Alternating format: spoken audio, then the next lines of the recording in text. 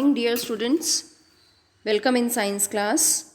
In last chapter 11, we discussed sun and its planet. We learned about solar family. बहुत अच्छा लगा होगा आपको अपने planets के बारे में जान के. अर्थ, what about the sun, है ना. और आपने I think faces of moon भी ऑब्जर्व किए होंगे इन डेज़ में. और डायग्राम मैंने आपको बताया था, एक्टिविटी भी आपको दी थी कि आपने वो करनी है. In next class I will show you one more activity for observing the sky, as today we are starting the chapter observing the sky. Beta, see this picture. Let's observe and compare the day and night sky. आपको बहुत अच्छा लगता होगा जब आप clear sky है, clouds नहीं हैं, और आप नाइट स्काई को ऑब्जर्व करते हो. क्या दिखता है आपको? स्टार्स. कभी ब्राइट दिखते हैं और कभी डिम दिखते हैं. आपको क्या लगता है कि क्या स्टार्स मूव करते हैं? What do you think? Are stars moving? और अगर हम डे टाइम का ऑब्ज़र्व करें स्काई, तो वहाँ पे क्या आपको दिखता है? सन, और कभी कभी लाइट मून भी नज़र आता है, कभी कभी एक दो स्टार्स भी नज़र आते हैं, है ना. बट जो डोमिनेटिंग होता है डे टाइम में वो क्या होता है? Sun. So this is the picture about the night sky and the day sky. What about the chapter Observing the Sky is always been a fascinating experience for scientists from ages. So many questions arise in our mind while watching the star. Why some stars appear bright and some stars appear dim? Are these stars really stationary or moving in the day? अभी हमने discuss किया, और इस chapter में हम discuss करेंगे कि क्या रीज़न है कि कभी वो हमें ब्राइट दिखाई देते हैं, कभी डिम दिखाई देते हैं, और it is only because of the rotation and revolution of the earth, जो हमने लास्ट चैप्टर में डिस्कस किया था. So come to the next. This is let us start the chapter observing the sky. Day time sky. We see the sun and sometimes moon in the day time. और क्या क्या दिखता है हमें? Mercury and Venus are visible during the early morning और late evening. इसलिए हमने last chapter में भी डिस्कस किया था कि मरकरी और वीनस को हम मॉर्निंग और इवनिंग स्टार्स कहते हैं. क्यों कहते हैं मरकरी और वीनस को?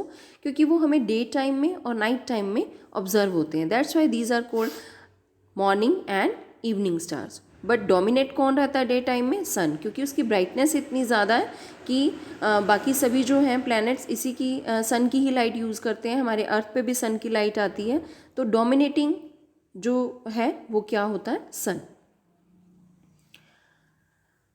Night sky, moon appears. क्योंकि अब सन की जो सारी रिफ्लेक्शन है वो मून पे जा रही है, और मून जो है हमें वो नाइट टाइम में दिखाई देता है, because sun sets in the evening.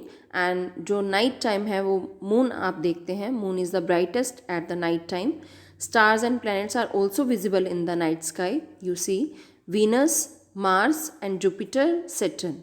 These are also visible in the night sky in the form of stars. कभी आप मून के पास देखते हैं, आपको शाइन करते हुए, ब्राइट शाइन करते हुए स्टार्स की फॉर्म में नज़र आते हैं, तो वो क्या होते हैं? प्लैनेट्स, जिनको हम मॉर्निंग और इवनिंग स्टार्स कहते हैं, लाइक मरकरी एंड वीनस. तो आज आपने सब ने डे टाइम और नाइट टाइम स्काई दोनों ऑब्जर्व करने हैं और अपना एक्सपीरियंस राइट करना है कि आपने डे टाइम में क्या देखा और नाइट टाइम में क्या देखा. Okay. So come to the next topic, stars. What are the stars? Why do we observe stars? Stars are the millions of times farther away from us as compared to the distance from the sun from us. अब आपने देखा होगा सन भी एक star है और बाकी सभी भी स्टार्स हैं. वो स्टार्स आपको थोड़े स्मॉल साइज में दिखाई देते हैं, बट जो सन है वो आपको थोड़ा सा लार्ज दिखाई देता है. क्यों? क्योंकि सन जो है वो आपकी अर्थ से थोड़ी कम डिस्टेंस पे है, जबकि बाकी स्टार्स जो हैं वो थोड़ी ज़्यादा डिस्टेंस पे हैं. That's why they appear as point to us. It is the reason that sun appears like a ball to us, but the other stars appear only as point or dots. Star appear only as points or dot as they are far away from us. Stars are not visible in the morning due to bright light of the sun. अब आप देखते हैं कि night sky में तो आपको बहुत सारे स्टार्स दिखते हैं, बट डे स्काई में आपको स्टार डे टाइम में नहीं दिखते. क्या वो स्टार वहाँ से चले जाते हैं?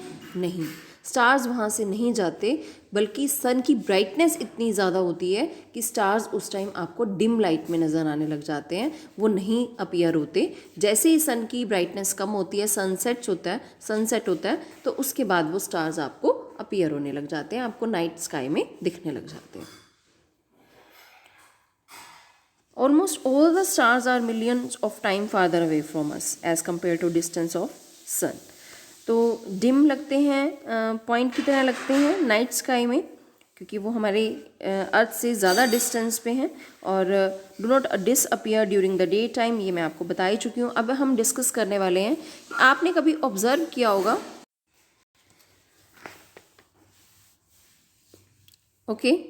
अब हम बात कर रहे हैं नेक्स्ट टॉपिक जिसको हम कह रहे हैं कॉन्स्टिलेशंस. आपने कभी देखा है जब क्लियर स्काई होता है कि कुछ स्टार्स आप ग्रुप की फॉर्म में देखते हैं कि वो कुछ ना कुछ पर्टिकुलर शेप बना रहे हैं. कभी आप कहते हो कि कॉट बनी हुई है, चारपाई बनी हुई है, कभी किसी की पिक्चर बनी हुई नज़र आती है, या कभी एक ऐसा लगता है कि कोई हंटर जो है वो हंटिंग कर रहा है एरो और बो से.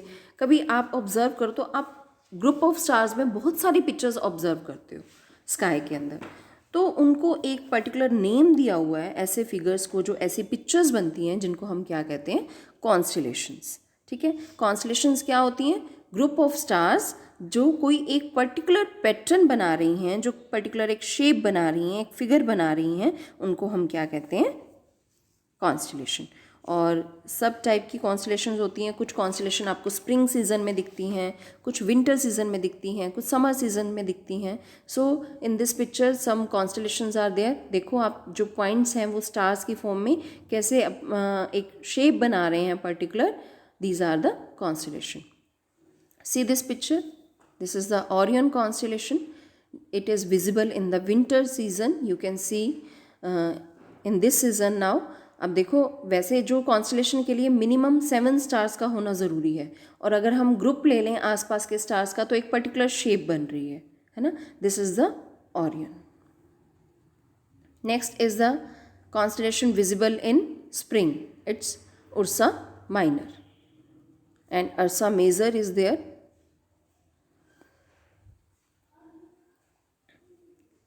Next is the Cassiopeia, that is W shape, that is visible in autumn. Visible in autumn season. So we studied about the constellations. Orion visible in winter, Ursa Minor visible in spring, Cassiopeia visible in autumn. आपने ये activity करनी है, कुछ constellation draw करनी है.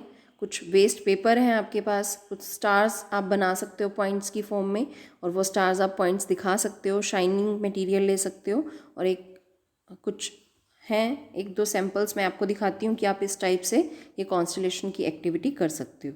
Okay, this is scorpion. These are the constellation Ursa Major and Ursa Minor, Orion sorry. तो ये जो बॉल्स हैं ये स्टार्स शो कर रहे हैं, और आप बीच में लाइंस यूज़ कर सकते हैं. कार्डबोर्ड के ऊपर ये कॉन्स्टलेशन ड्रॉ की हुई है. Next is the pole star. Pole star को हम हिंदी में ध्रुव तारा कहते हैं. ठीक है, ये एक स्पेशल स्टार है जो नॉर्थ साइड में होता है, और बाकी सब स्टार्स की जो पोजीशन है वो फिक्स नहीं होती, जबकि ये जो है वो नॉर्थ डायरेक्शन में फिक्स रहता है. इसलिए हम इसका जो यूज़ है, जो ये काफ़ी यूज़फुल है ट्रैवलर्स के लिए. ट्रैवलर्स कभी भी जाते हैं तो जहाँ पोल स्टार दिखाई देता है, it means that direction is the north direction. That is very useful for the travellers. और ये फिक्स है अपनी पोजीशन पे. क्यों? क्योंकि ये एक्सिस पे है. किसके एक्सिस पे है? Axis of rotation of the earth. It lies along the axis of rotation of the earth. That's why it is fixed at that position. Okay, it defines the north direction. Next, you can see the pole star. आप अर्थ है, अर्सा major और अर्सा minor के जो pointers हैं वहाँ पे भी उसकी बिल्कुल राइट डायरेक्शन में अगर आप जाते हैं तो वहाँ पे भी आपको पोल स्टार दिखाई देता है. You can see in the picture also. Okay, come to the next topic. अब आपको स्काई में स्टार्स भी स्टार की फॉर्म में दिखाई देते हैं, प्लैनेट्स भी स्टार की फॉर्म में दिखाई देते हैं. मेन डिफरेंस क्या है इनमें, स्टार्स और प्लैनेट्स में? स्टार्स जो हैं वो काफ़ी दूर हैं हमारी अर्थ से, इसलिए वो डॉट की तरह दिखाई देते हैं, और प्लैनेट्स जो हैं वो थोड़ा सा क्लोज हैं और वो थोड़ा डिस्क की तरह अपीयर होते हैं, थोड़ा स्टार से बड़े अपीयर होते हैं. स्टार्स की अपनी लाइट होती है जबकि प्लैनेट्स की अपनी लाइट नहीं होती, वो किसकी लाइट यूज़ करते हैं, सन की। स्टार्स ट्विंकल करते हैं, अब लाइट है that's why they twinkle, but planets की अपनी लाइट ही नहीं है that's why they do not twinkle. Star do not appear to change their position, planets move and are thus called wandering stars. ठीक है, स्टार अपनी position change नहीं करते, फिक्स रहते हैं अपनी पोजीशन पे, मतलब अपीयर नहीं होते हमें चेंज करते हुए, जबकि प्लैनेट्स जो हैं जैसे अर्थ है वो रोटेट भी करती है और रिवोल्यूट भी करती है, दोनों अपनी मूवमेंट्स शो करती है, इसलिए हम प्लैनेट्स को क्या कहते हैं, वॉन्डरिंग स्टार्स, कि वो घूमते रहते हैं। So these are the major difference between the planets and the stars.